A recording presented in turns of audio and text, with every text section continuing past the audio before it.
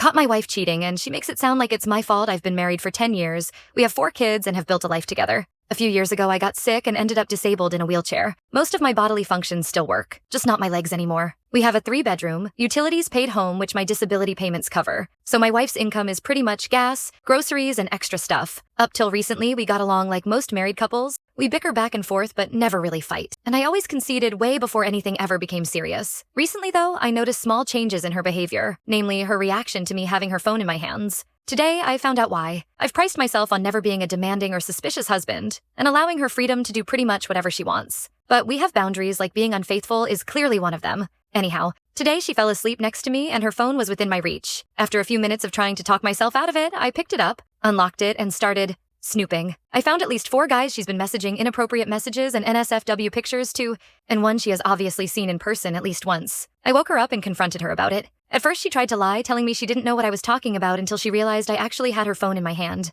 She confessed to 4 physical encounters with the one guy and sending inappropriate messages the others. Then she started saying if I treated her better, she wouldn't have to do things like that, and I was to blame. I treat her like a queen.